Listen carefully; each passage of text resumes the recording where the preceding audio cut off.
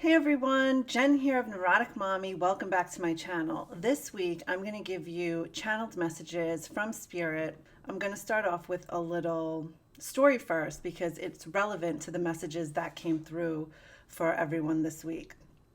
So what I wanted to tell you was years ago, I know this is like so random, but back in the day, in my early 20s, I used to be a server. And at night, on the weekends, I would be a cocktail waitress. So, before our shifts, we would always like order food, and everybody would chip in, and the bartenders and the wait staff, we would all get something. So back then, this was like the early 2000s. Edamame was like really big. I mean, I think that's when it was like super popular and everyone started to eat it and whatever. So the bartender, Pam, if you're watching, she's going to get a kick out of this. She was like, let's get some edamame. And I'm like, yeah, what's edamame? Let's get it. She orders the edamame. It's on the bar. I'm sitting there and I'm like, this is the most disgusting thing I've ever had in my life. It's like fuzzy on the outside. It it was like prickly. And I'm like, what is this? Really doesn't taste good. Like, I don't know why I don't know what the big deal was. So I'm like, Pam, I really don't like this. I don't get the point of it. Like, what are you supposed to do? I'm like sucking on these things. I'm like, they're so disgusting. I'm like, are you just like licking the salt off of them? I don't even know. I don't even know. So she's like, no, you get like these little pods, these little pods. And I'm like, I haven't gotten any pods. I'm like, all mine have been empty. She was like, Jen? I was like, yes. You've been eating the ones that have already been eaten. Come again? What? Now you guys know I'm a germphobe. I've always been a germphobe. So I'm like, wait a minute. What? I was literally already sucked on edamame, which was completely even more gross than anyway. So my point of this story is because this week's message is about looking at things from a different perspective and going at something from a different angle. So I could have walked away from edamame forever and said, you know what? I'm never ever going to give this a try again. It was disgusting. I was sucking on other people's edamame. I took a deep breath and I was like, you know what, Pam? Let me try a real one this time and see if I like it. So I went in for it. I did it. I went in for it. I tried it.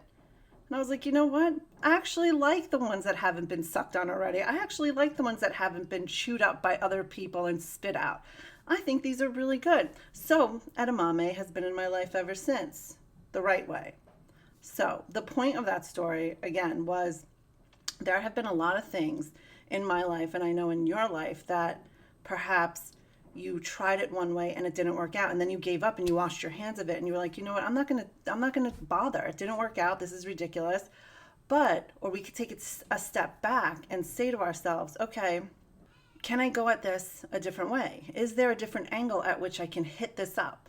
So with that whole story, although it's like super comical, the point is that if I never went back in, and I know it's like so minuscule, right, to talk about edamame, but if you look at the silver lining in me eating other people's already chewed edamame, I could have walked away from something like that forever and never given it another chance. So going into something from a different angle, maybe you're being blocked, or you feel like you're being blocked, or you're stuck, or you're stagnant in a particular point in your life right now, and you feel maybe this isn't for me, maybe I shouldn't be doing this, maybe I should just give up and do something completely different. Or maybe you can look at it from a different perspective. Maybe you can go in it from a different angle and try it that way.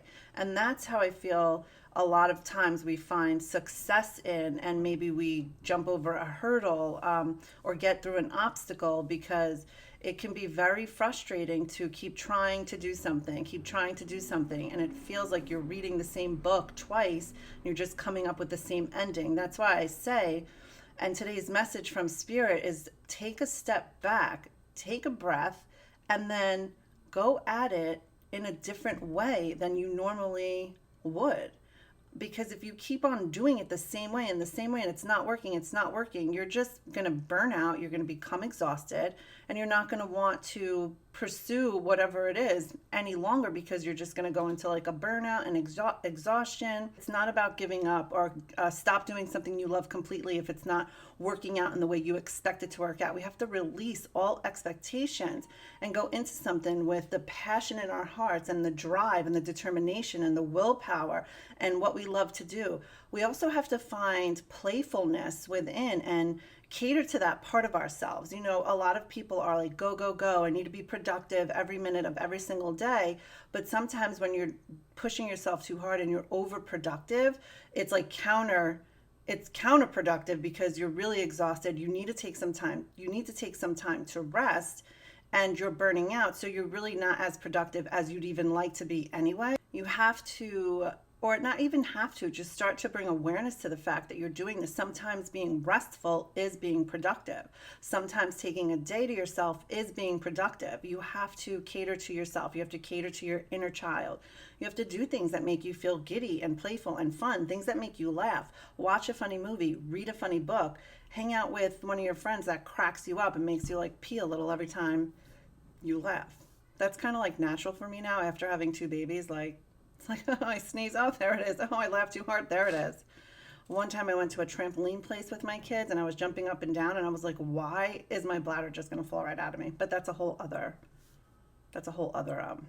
video. I don't even know why I'm bringing that up. Embrace this part of ourselves that we feel like. I know everyone during quarantine, everyone was on lockdown. It was like, oh my God, I can't do this. I need to be doing this. I need to be doing that. And there was like a slew of things to do, giant to-do lists, and people were literally forced to just stay home and either work from home or do absolutely nothing.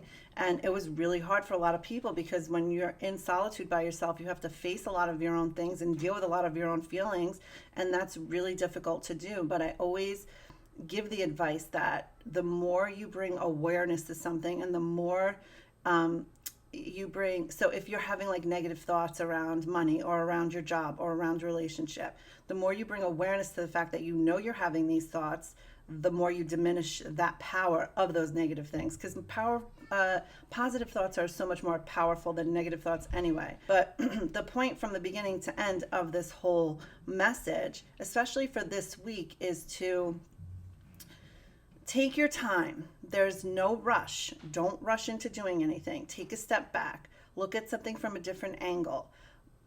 Look and talk and see things from a different perspective.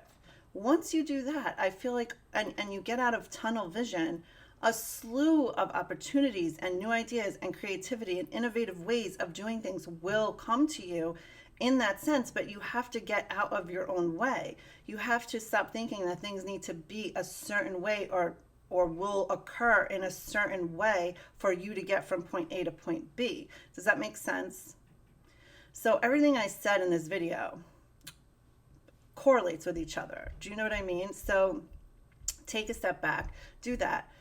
Do things that are fun, that make you laugh, that make you feel happy, that make you feel good. Like the way you were when you were a kid, when there was no stress and no worry and didn't have to deal with any of the adulting that we do now. So go back to that, incorporate more of that. And when you do that, you'll be able to look at something, a situation or an opportunity or whatever it is, and be able to look at it through newer eyes, through a different perspective, from a different angle, from bringing this childlike energy and innocence and fun and giddiness and happiness back in. Because happiness isn't something that you can get externally, right? Every happiness comes from within first. No matter what situation you're in, happiness exudes from within out, and then everything around you emanates that. So that's what we have to keep our mind on, that, and realize like this is how it works.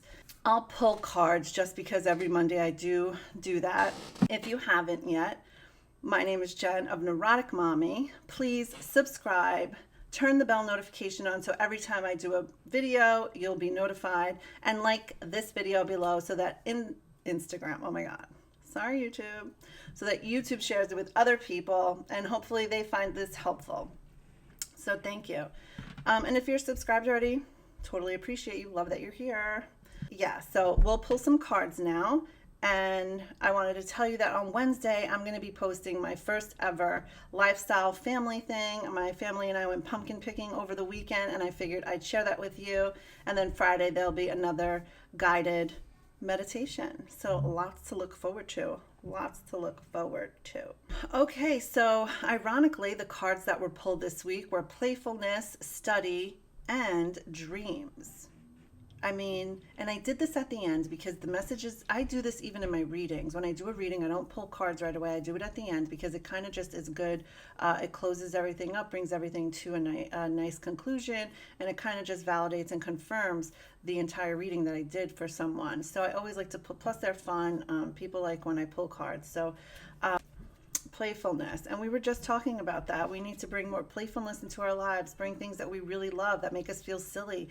Even if you can't sing and you like to sing your heart out in the shower or in your living room. If you like to dance, drop some moves. Like, don't be embarrassed to do these things. Like, other people's opinions and how they feel about you don't pay your bills. So do what makes you happy.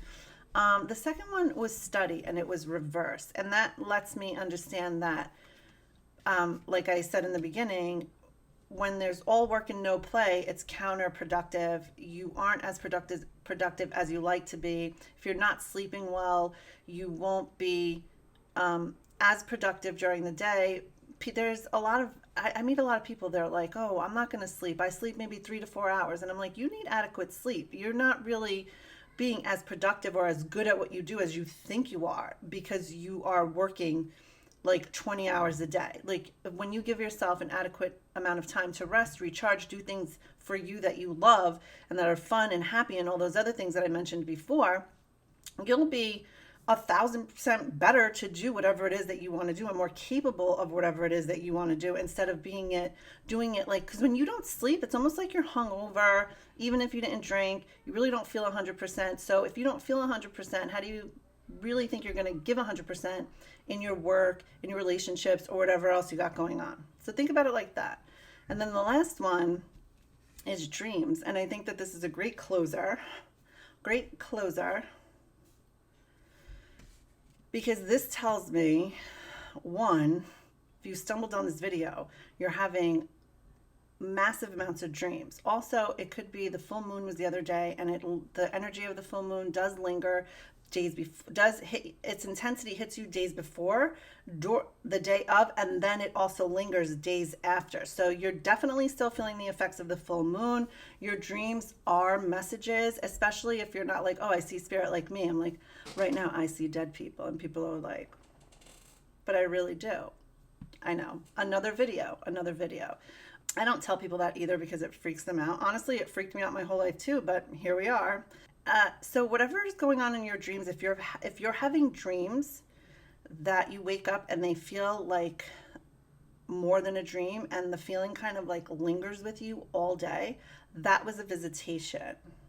So even if it was about someone living, it's like telepathic communication. Their soul's reaching out to your soul, and you're communicating in that time. Even if you've never met the person before, it could be a guide, could be an angel, could be an ascended master. So we have these dreams, and if you wake up and you don't remember the dream, that's okay too. Subconsciously, it will stay with you, whatever messages you received.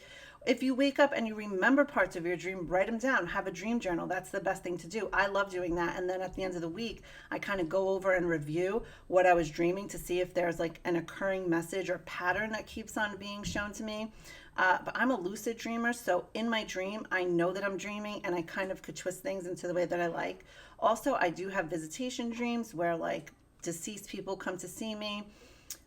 Even though they come to me in my waking state, and I get messages like that as well, in my sleep state, they come to me as well, and they show me things in a very, dreams can be very bizarre and like symbolic, and it's all these kind of questions, like what's going on? I still can't decode some of them. I'm like, why does everything have to be such an intense symbol? Like, can't you just tell me straight up? Is that too much to ask? Even when I'm doing a reading and spirit's giving me these messages, I'm like, can you not give me a symbol? Could you just tell me? But it's not like that. It's like frequency and vibrations, and we have to kind of get on the same thing. Anyway, so to close this up, if you're having dreams or whatever it is, do as I suggested, write them down and reflect on your dream. What is it trying to tell you? look at how it makes you feel as opposed to the symbolism that you're not understanding. How did the dream make you feel? That is the message that you want to pay attention to. That's the message that I pay attention to. Does it make me nostalgic? Am I reminiscent? Am I missing someone? Do I have to tell someone something? Is there a message for someone else in the dream? I mean, there's so many different things that we can talk about in another video. If this is something you're interested in, drop a comment below and we can do that maybe on a live stream. Ooh la la. I love doing lives. So yeah, thank you for watching this week's reading and Channeled Messages with Spirit with me, your girl Jen of Neurotic Mommy. Don't forget to subscribe, ring that bell notification, or put it on, however they say it these days. And give this video a like so YouTube picks it up and shares it with other people, and I would be ever so grateful. So I will see you Wednesday and again on Friday for our guided meditations. Have a good day, everyone, and a good week. Bye.